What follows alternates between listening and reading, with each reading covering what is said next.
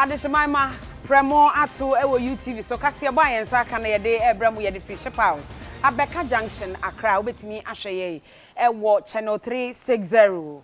eno no eye DSTV sanso na obetimi ahweye wo Facebook live UTV Ghana wo hweye wo ho a ubehu bibia ekoso ewo hansem no so wo beti bibia so ede free ho enwumako bia da roma wo maso yasne ama yede dumienu Kasia boy eba this way chocolate drink yo hia eye enso hye kakra bi awie yi na afa wayie no code kakra na awia no a ebo no etimi adwodwo wo kakra wo pension so dia na eye special ice mineral water isu proje ensuo a wo de hye fridge na enwunu na anom a ema wo bo adwofom ensuo ho tie ensuo a yade bi animu ensuo a wo nom a hu sampa ensuo na wo nom afa ye wo special drinks a eno ye anonom de wa ahodo a obi abenya ne so ene ne de sanso ena wo ye adwuma na se wo bra na wa special energy ne no so wanom na ama ohu asisi wo so amwato a adwuma so your best point savings and loans ne best assurance a womo ene enwumako maso asene ama medical seboi eba na de edimo akotene ebi ene se asuyeye a womo ehwe ensuwansuwa ne ahonedie nwo woma kluche ennyoma e de agu krata so yenim se ukopiem e wa santimantam barekese ene owabe enkrofo ofansa ase no enti woma kopiem otumfo ho e de reporter woma ye ekọ e de akọ no iPack wonum eye workshop ensema hodo bi na ode agu apono so a ni nyina mu mpanimfo ehwe se won betimi asi hu gyinaye no age atum yekoto aba ankofa ohaw ene atete amfa meto obibia eso a eno ho asempanyimfo asi hu enkonwa osofo a wo hwe defense so onimonyamfo Dominic Nitiwu so wo chese adwuma na omoye no enye se bia omoye nhwehwe animu wo munim obia nso ensuo ene kwaya omanfo bi sai no no ene wo hwe se obesi hu ekwan yakobo no isin susu a kejeji adehye wo ho de adesrede ene eto empanimfo anim se wo mu hia nsuo a eho etie yakwa ma ahodo so nsemu a yenim se Israel ene Gaza empabre no so wono ntokwa ekoso na no ena Prime Minister Netanyahu echese enefoa mienu ko nefoa miensa so no wo mu ehwe ekwan se obetimi ama ntokwana no abrase ensama hodo pi ka ho na mede ebremo wo kasebo emu midin ede Akosua Sarpong afi kasebo no emu ensam enie osofo a wono ene hwe ensuansuwa ne ahonidie so wakwa kopiemu ewo otumfo osei tutu asantehene ne nase a womo ede report wakrukyere gukrata so a wode eko ni nyina ne se barekese ene wo wabe enipa bi afiti ase a womo bensuo no mo bensuo no ene bola nso de ye twapi akere mo a na eno ene mpanimfo atena se adwene ho akwa akohwe de ekoso wo hɔ a wode eho ensem ekwa kobo otumfo Kati mienu aye kan wasem ye barekese river no na afi owebi dam no na eno no wo kyete se enka no omutimi enam so pa eso nsuo ni so na wo mo ede amma wo mo so etimpotem ho no anya nsu papa no mo de adwom dwumadie nyina na nso so ene ye kase nipa bonfo a wo mo eyekua ena afi nsuo mo tunua ene wo mo tu efom agudi wo mo namra kwan so edidi ede akosa nsuo mu ama mo asai nsuo no kora ama sisi nsuo ni mu atim ama nsuo na nkemu tentene no be 23 feet no sisi aba be drube 6 feet eno enna onmunyamfo sisili abnada pa a wono yesoafo hwe ahonedie ensem so akasade afa ho a wo kire se wo behwe no matimi ati ensuo no emu se na be ya ebesan agina na so biem no matimi de adi omdwumadie nyina anya se bedu baabi no important wofo nya de omenya nsuo mpo no matimi adi omdwumadie nyina production capacity na wa ha na because of the siltation etimgidi se dredge a ye benya nsuo quantum of water no ebedimu ama yetunya ma amanfo bebre nsuo sene yom kan no yen ankasa so aban ministers mienu yen ehwe nsuo so ene yen ehwe enyinam ahoden so energy ya ka minister for energy no ose ode generators brain na baby a yensuo system bia wo no ye de bia si ho for emergency ena ya ba barekese so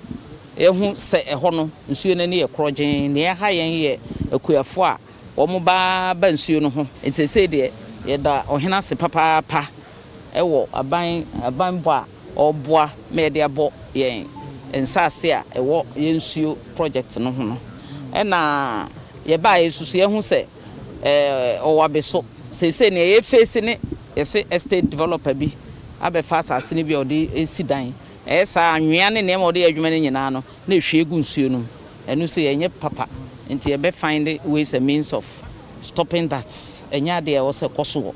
catchment area hɔ ɛno nyinaa ka ho na ɛma cost of treatment kɔ soro.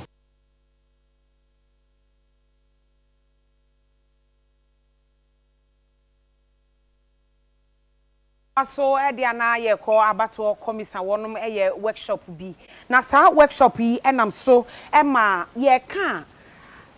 ye hye amanyokuo ahodo a wonom ewo omanmu a wonom nyina ene enintini ne akuku dam mo ka bi ewom ene wo ekokohia ye nsem ahodo bebre kwa ena wode egu apono so enhyehyeye ahodo ebeboa ama dachi bia na se mfie na ye di animu ya ba ye bekwa koto no ɛho ensenkaye ebi ene sɛdeɛ ye exhibition sɛ bi a ye kwakɔhwɛ ye din si ye din no ɛwɔ mu ana afei so ye kwakɔhwɛ sɛ ye twero ye din sɛ bi ye din twero foforo bi ɛbɛba wo mo manya mfihyɛ du nwɔtwe ɛkoro na wo mo ni bi ɔmbɛkwakɔtwero mu din afei sɛ ebi a wo bi akɔfa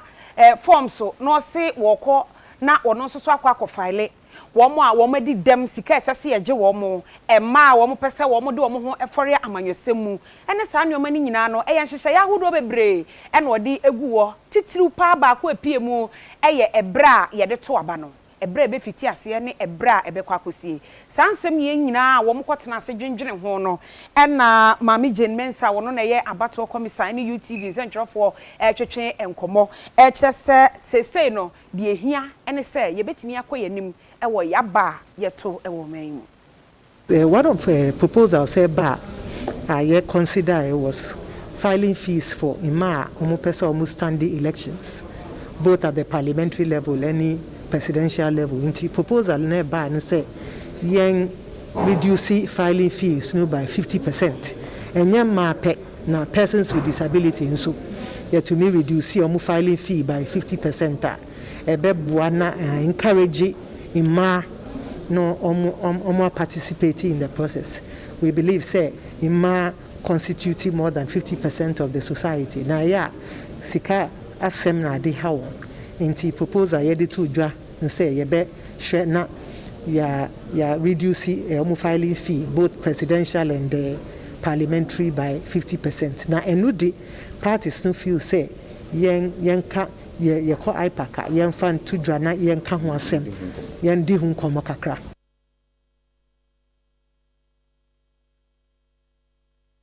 Wo dwumadie no ase no abra wo mu ewieye na nsɛntwerɛfo bopini won mo eba ye no anamusifo a wo mo ekoye a wo mu gina mu ema wonom amanyokuo wo mo so kasa na eno ene bi kyerɛ sɛ wo mo nhwɛ no mo nka NDC amanyokuo no a womo amabie no mpanimfo wo se womo tunwa na mo se de be ya saa de no be firi ho na mentimi ho ase wo mo ene wonom ntam no watimi eye firi ho na afi asomdwe atimi aba from 2016 basi 2020 EC and so enso political parties agya to mo se ehun be hia se electoral commission any parties na betena se na yahwe biem esan so ba se ye behwe na ema omo be contest any ye nuanum a omo ho atochima kakra ka no persons with disability no omo filing fee no yisi no ebetumi ateso ye bo ho idi ho bo ho komo esanso kan se ya to abawie na yisi akenkan no aya na collation no ensem ho kakra ye behuni nyina ye collation center wo constituency ehun hyehyɛ kan ne se ebeboa say yisi ne behwe na what's their friend no electoral area coalition center said the bear unya nipa bebre enkonko boam ho ewo constituency coalition center na ema confusion kakra eba ho IGP na senko baha na yetimbusa na questions because IGP ye no ye beto aba no of Fred political parties ye call meeting no and some abusa no catch say on die obie no betu bibie no bisi be no man so si be na ye ba na IGP tnya ni nipa so na emra me emeche yisi how eba sa yisi so enye onye police ni na on ni security for enti IGP de me hia so no so e meeting de see ye mu say election no police for to your module. To skit in Roma Wagana. As a closer, you can only continuous registration. The CCR register na yayen. Or there, your code continuous registration. And the DBA and your train. There, ABA, the Mabrians and obey registration. Wabra, your coduna CCR because of the National Identification Authority card na yayen. Butumi or your continuous registration. Na wama about also no wakodo wano no exhibition also once you will honor register just by an SMS code or there it to mean there who's not registered on that here. First of all, I agree with say fees also by 50% for women and people with disability or have a challenge. The entire America is a man. Young women are in a man. And you gum kakra more at least a bit watching a bear and ma be brave so bit me. I involve you more in politics because if you are majority need a member and you say my man also the opportunity. So be balance the gender issue, you know. They was me said you to me actually didn't know. What you didn't tell me let me card near the trouble. Said who see a had no. One another woman. One of his Sabaton in this was say, no, and here, and also here, and there's already a jatum, and the microphone in a jatum. Yeah, jatum when they say,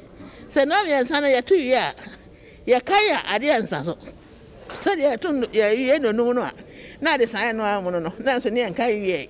And that's just a salmon, you who need. And this was a novian son, yes, my age happiness, so novian son.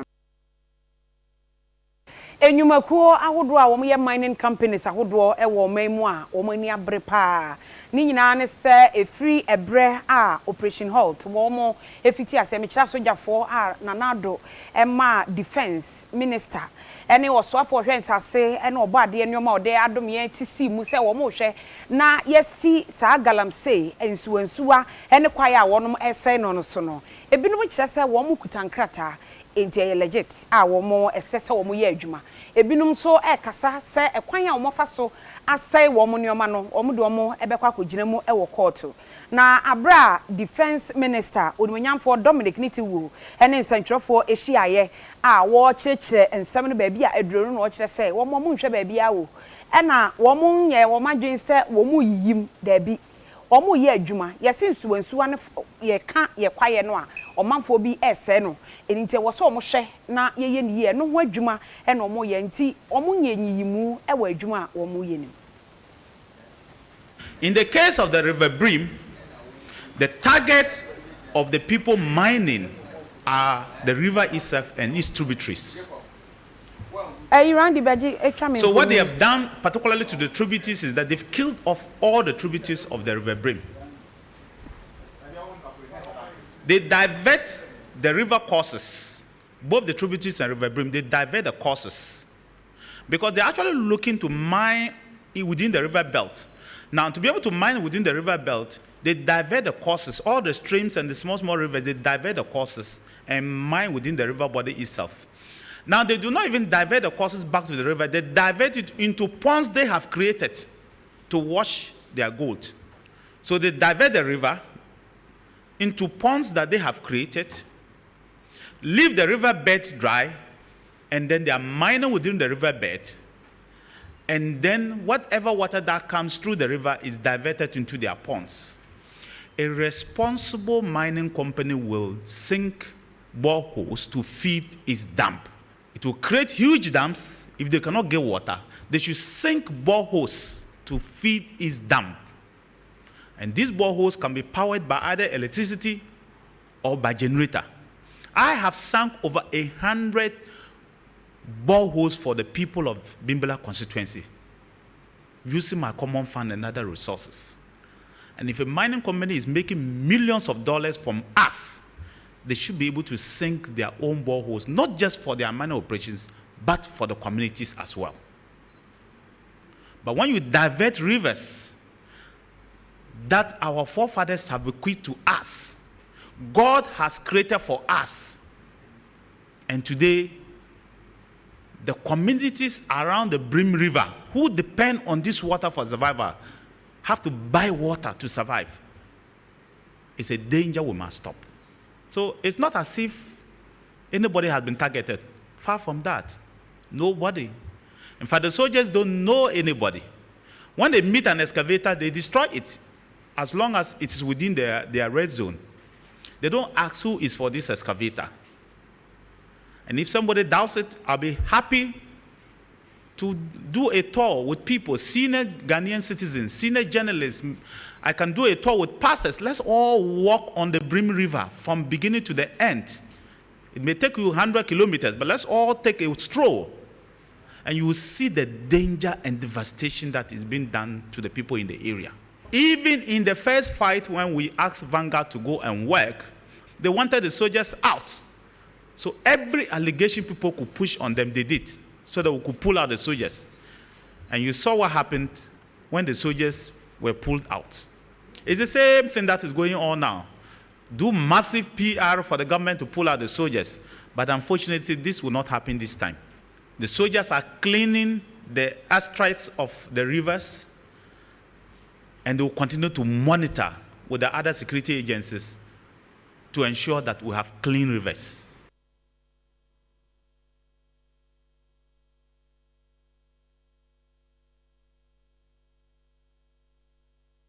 Afei yenko ahoma no so na ye ne ensentwoni Macbaron eni nkomo one osoafo a won kan mantema sei wode asinani so se obehwe amankran asan ya adwuma bi obesini dada mu anase ahabete ene ball asem ne sa nyoma ni nyina enipa a wo motena kwan ho eton nyoma ene nyoma bi etete sa enhye nimonyam ema Ghana nimonyam eso etie na no ye ne Mark edi nkomo ede efa emiamia hudo bi omukọ ye na de wo makopie mu ewo agbogloshi adwadifo no omuton jeni no yenya ntie ye nimpa so yate se ukọ ba bi ti se agin kotoku a eho asase yantam da ho a waye dwa kama de ama omu se nka omu nkọ ho na wo mo twetwe omu ho emire bi atwa mu na sa bre de yenya ntie se omu se omu beko na Mark aba homa no so ye ne no ni nkomo ne emisa ne se de si etie Mark ma han Macbaron. Hello, Mejoso. Aha. Mark, na enamonante se ne saying. Yo, so the way the church is more than honorable regional minister, Greater Accra regional minister, honorable in the court. Let's make Accra West project. No, that's why I call them. Now, so the Obama Abubushi holding out na US ne fear Aji Abubushi Abosona. Obama Abubushi. We notify Onion Sellers Association. More onyo nyina ojene nyina o se so mutu na omoko se na ka no aje nkotoku aya eja kepia mampedi kupo si that's 2001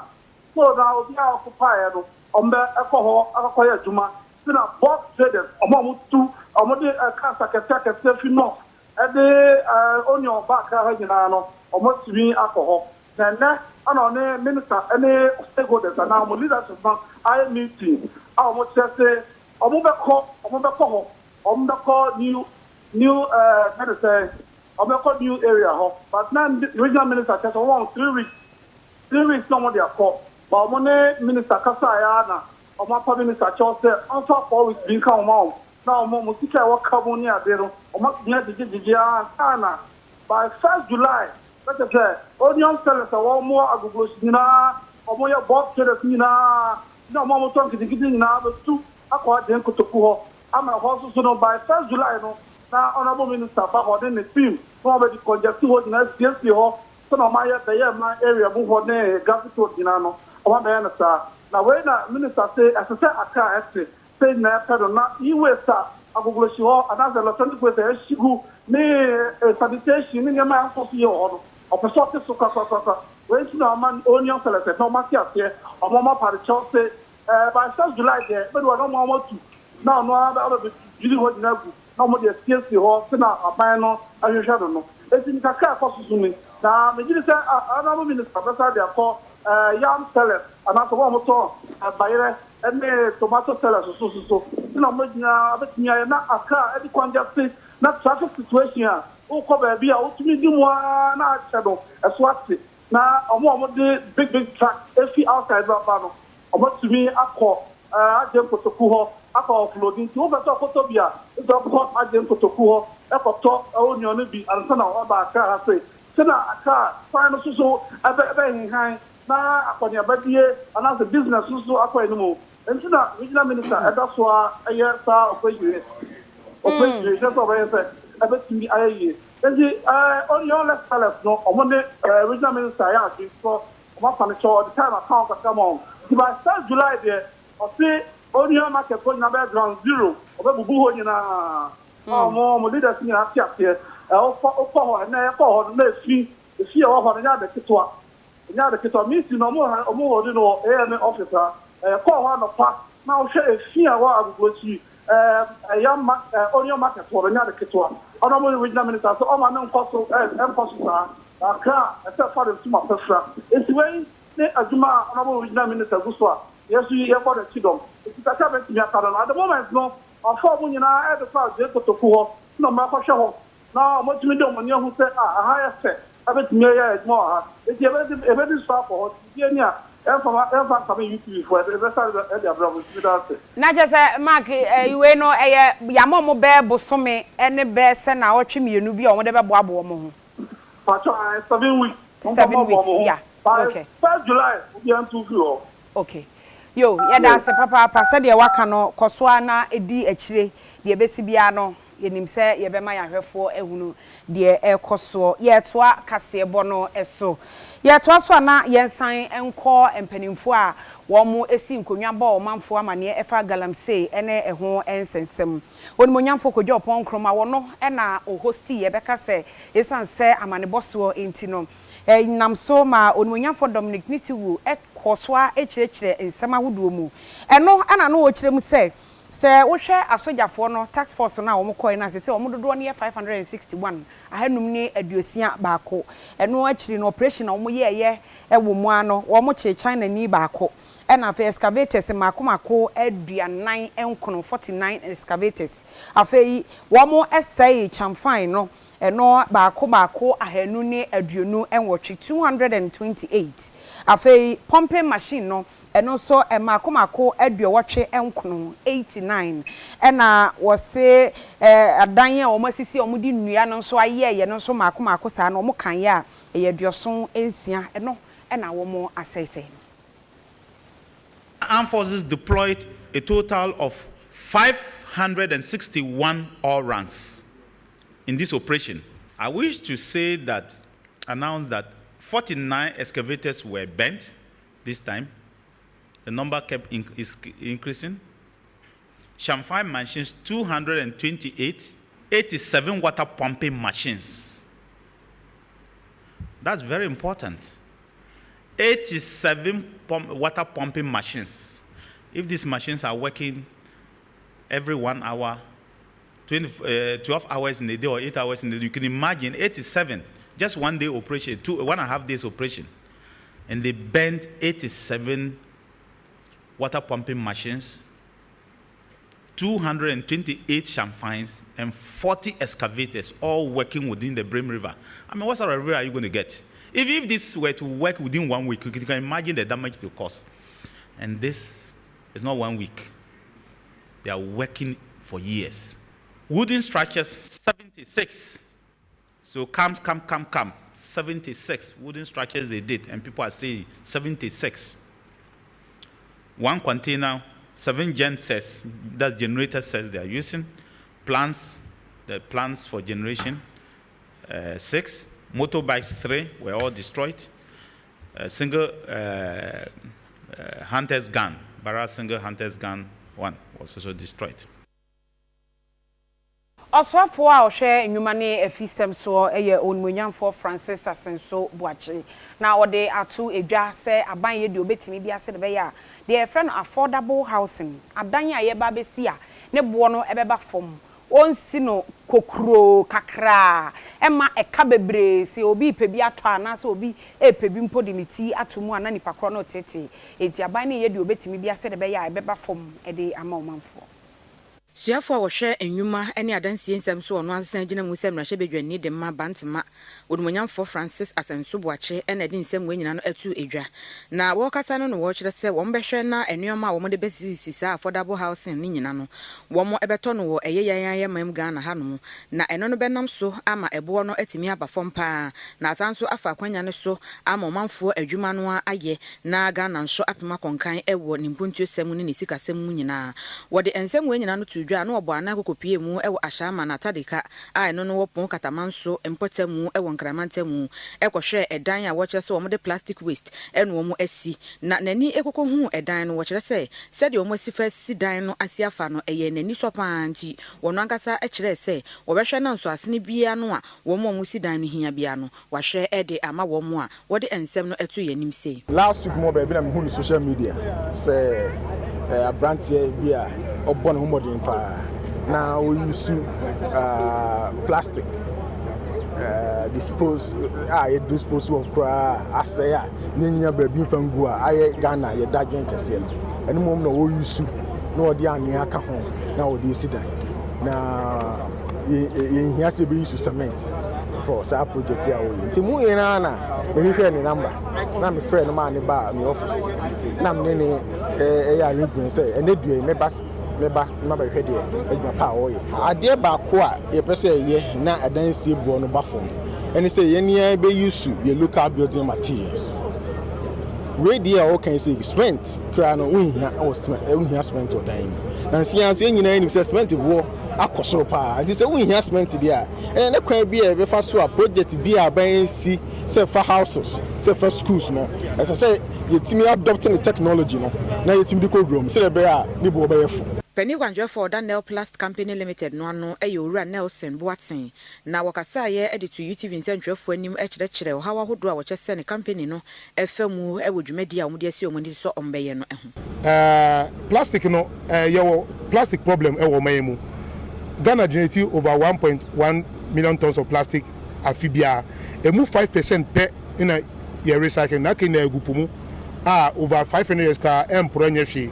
kosi abai no skakesi a odi tigo team odi sayari any ade because of plastic no now plus person use problem of plastic waste no efan solve the problem of schools and the trees and efie Ghana for bebe na efie team ye betime use plastic na yes here high no e dey solve this problem no aye efie no in our schools no yasama ayi embebunu no ejuma aye na ma ayi krononsem ne ewudi sem eswate e wo mani na ehwe fi aban no say Nel Plus, 100,000 affordable as Namusi.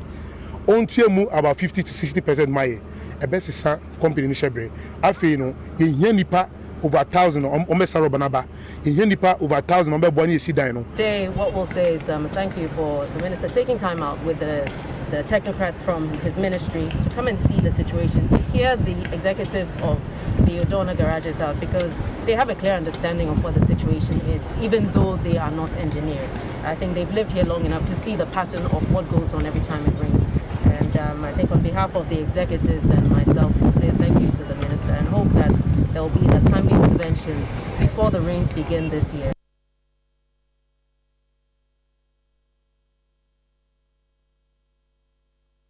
Abusuayan san enko galamse ne ho ensensem migidi pasam mo amodi achia no moate se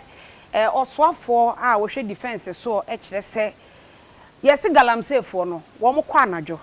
na anajo no no mkotu fo magudi enti ebra asojafo no beko no mo makwakoye o madwuma wo mu ye awie na enipa ni bi enenam fom a wo mo de o mani edi akire wo mo no ye ka galamse sem no a enya de a wo mo efo aso ye kwa homa ne so na ye ne yewura Isaac Ochem edi enkomo ye convener edema advocate for anti-galamsey degradation ye ne no eni enkomo na ye misa no se de esi eko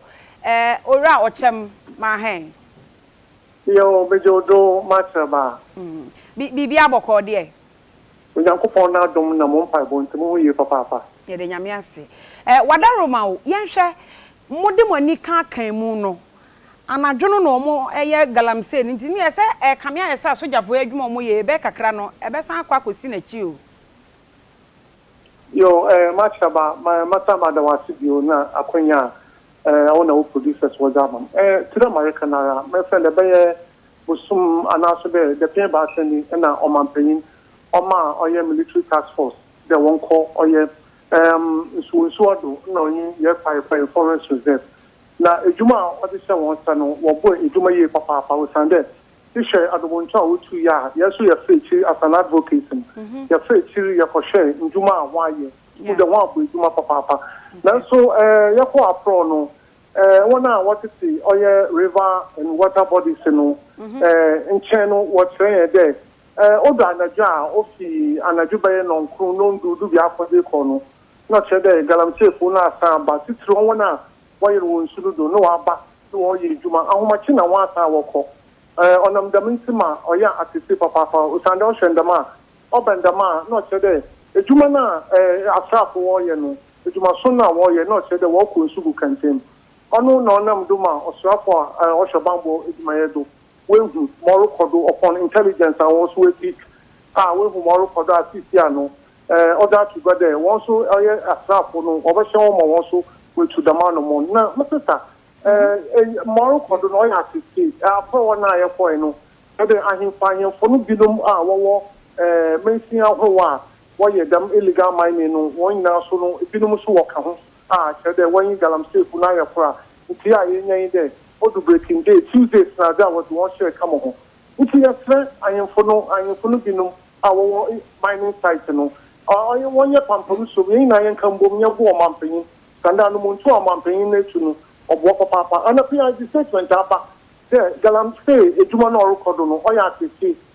chede excavator sa wo shi so no Isaac opposition ruling Isaac wadaroma na baby a utisi ye na nka mbebisa ntimi mpese obekọ ho ansama mimisa me question no na afi wo de afa ho e de amame wo e na wo grounds ana se wo ne wo nkrofo e na mo wo grounds mu hunu de ekoso mu hunu adwuma asojafo no eye de edi kan nya ne nti yese wo mu fiti ase se wo mu tu anamo yi eye ensuwonsu ani bi no emute eno ye baako eye no kre de etoso mienu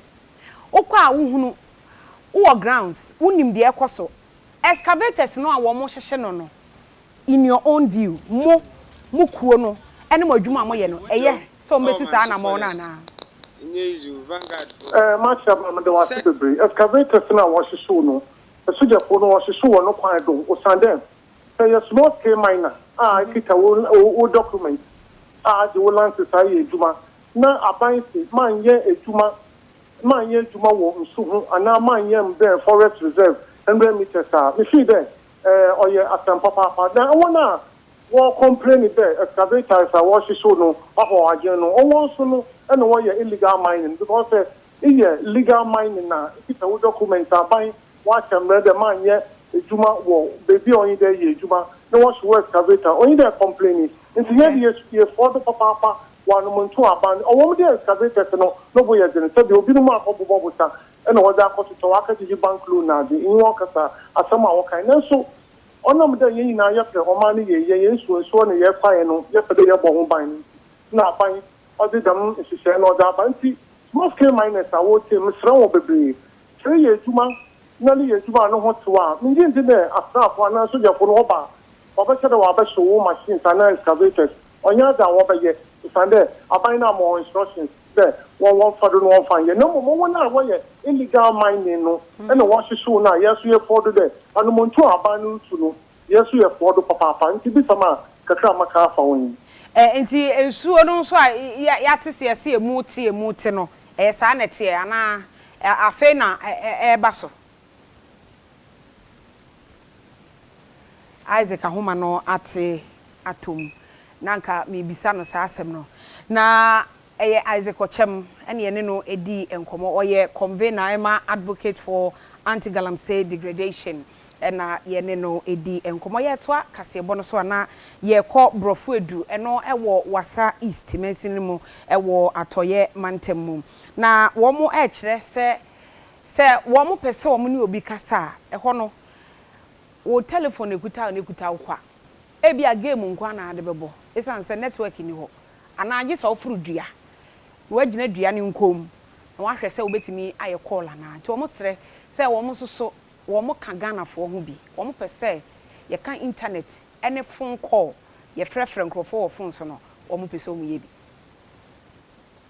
adehia wo mo wo brofo yedu akire mu a eye telecommunication ana se abefo nkitahudie ehun nsem a entumi ennu wo mpotam ho ninti no se wo de teacher ni bia eba ho a wo ma ho eno enam so amon nkitahudie atumi abafo mpa e wo mpotam ho teacher fo asese nkomo ba na nkomo be kire nkura de wo so mo mma afi wo madwadie ne nyema bebre kura ho a atosini e wo ho efise wo ba network bia ni ho a etumi mo mutumi edi nkitahu enunti adehia no kire mu a aban emra wo mo emwa ye beto abai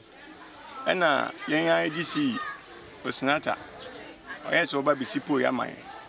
ti anadwumpo na omode ne ma ne bae no mu gusu a ni so ye beto abai de network be ya adwuma omode be si wa ye to aba ni wie pepepe eno anu no network is we nya adwuma eno se kuru ube kwakoye ko a dise ne o ko gina ba bi na nipa be 10 20 na mu nyina mu gu ho ti ama ha de ye wo chefe ama school no so nkwala no o mu nya network no mo de esua ITC no ti se man no so se ye program kase ye computers ni ade nyina wo office ho nso ye ntimi nyusu ti se aban se ye esre na omomode an se wo ba be network na man network na on ye nti ama ye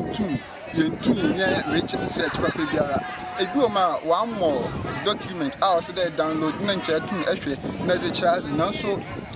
network system no ye nti intumi and download ansa ne butuma download nchide bia Africa efi ha akokro fofrodo oman hene a wo mamponso eye traditional area na kwabna da mo otoso biensa so ene UTV kasaye ema odinsem sei na tudwa network no eno so ye adwuma ya ka ya ba fa be ya no mo de skeleton be so amai ya so ye adwuma nti ya sra ban se ebe ya o mai amwa efi so chronometer ye here essential necessity nti anso ehia pa sense ekona atra ma akwashi papa ma na senyo nti esa ba se o ma ya mwa na family de ya de no so on sa won ya fe nti ye hia emwa ba papa ba ene adechensroma dwumadia ekosoma ejakwabena ena etena epunuti etoto empanimfo omobaye no ano ekokosi mu se owura kwaku buahen a wono eye deputy national communications officer ma NDC amanyoko no ene wo chese se ene ye hwe covid-19 yade se de esi ema ne homne so ewo mamu a aban yade wo kwan bia so na yentie se do si kiremu the bia Ghana de ye ya na compare ye to another country and akwa other country kura no say okwa akra say ye nya ne sa momma ye ma temamufuo no ehun nya ye the rate at which ye si so covid na so me momo de me nhunu didi bia say ye se mfa ho bi titi kwan protocols no mpokra no kra no ye nsa observe obeko ba bi bebre protocols no mo say o mo observe obeko market insu currency ho so na me patle no sanitizers ni ho anoma ye de o ma yusu obeko ba bi asori dem asori for ya first near the restriction atoto to we obeko na asori dem nipa be bre de go note mass na kwanya nipa ni nyina na observe ana so mu yusu ana asem senka mu muti ya nka ya bam ho ya mo machines ya masoso a etumi akum saa moa no okasa kura na wonni note mass ni be kura na betumi ya de akum saa moa mo wo du a ebi wani mo ansa na obewura mu kura wo inside ya ba be bi bre bi ni ho especially the government institutions the program people no ko secondary schools no ko we ko basic schools no ko we se bi o a so enti yes ye ku sa covid ya agency ayi kwan ya ye fa so a ye kono no so no ye ma ye ni nko na ye make sure say Ghana ni bia e follow because first e ba ye nipa na ekunkum mom na yam chihye obewu ye panimu we yawu no bia yam chihye no sese isinia enam se ye nka wu no ho asam nti no obi emfa ne serious esu da bia nipa ewu unu da Ghana da bia nipa ewu ebi kwa na covid ba ye nka ye se ye jai ka because ye kan kofo ye mbechihye nti ye nka bi so ho nti se yan council a enipa spread the no enipa enya bie no so no ye be ye den ne yahunu first na sample test you see to me sample test no ne ma bebre wu say sample test na ye jai contact tracing ye jai ni nyina ye jai nti sɛ no te yi wo bi a ne nhunu sɛ no te yi minu bi akofa bi abɛyɛ severe kwa na nhunu because it's aban no atete ye obo ye ho ban no ate amfe ye branch ye nsam sana ban na o da bi ne last year ya aye ne last year speech we ya onye bi mo te cover ne ne abetna ntu bi amfa ne ye branch ne yam na wa abo ho ban said the best security is wa ban body we gina wa so taban ne de wontumi anko ye ne ayam ho ban ono edo man ti kama no so this is ebe go udi so a and di che na na mo jai no mo anu na eto mo enfo to ti che no anyway enyi ono ne edo man ti ketu anika ni ono ne ya ma no tumi o different agencies ne nkofo bebra omo be hwese sa enforcement ne be yadwuma na omo nya wetimi koku ban ana me konkɔ me waka de owie ne saa na apɛ unim sɛ MPP ni NDC hia enya de a obetena ho ama yaka agu no so saa enti MPP communication team member Ora Alfred Thompson ena o chese aban ne de waye ade papa e wo covid brain mu yenti se do no so kan no oya na oya zen kakra because oya a problem world over na sebi country a omankasa omoye vaccines no share the speed and the rate take you recently India nankasa because vaccines here it's coming from India. Now even within that time no you saw the second wave no what happened every 4 minutes no be you and it was quite serious. Now we believe say the president has stated and we are working seriously towards a time year first dose and the second dose how we expecting it because of the second wave in India and all these things changed. And so he had to make international calls to make sure say places are better he quickly did that. He's got the first consignment in. The second consignment will come before the Lent and the battery. We are working seriously towards it. We've said it. We are going to do it and we are going to make every Ghanaian comfortable. The most important thing is not to lose lives. And we are making sure that every protocol that should be observed, we will observe it not to lose lives. Baby, especially big gatherings, we are working with them to help them, to bring them on board, to make sure that things are going well. And so, we are working hard. We are working strenuously. Many unknown, say even recently, some of these taxi are buying just to make sure that we get enough funding to buy the drugs because you can't always depend on and we are a population of about 30 million. The target say at least more 20 million before the end of this year. Yes, it's slow at the moment, but we believe that once it picks up, because we just the tax we just started on the 1st of May, and that's kakakra. How it's going now. You can even pick money from another sector. Now with the Akosua in Drona, but just for it to sustain lives. We are going to do whatever possible,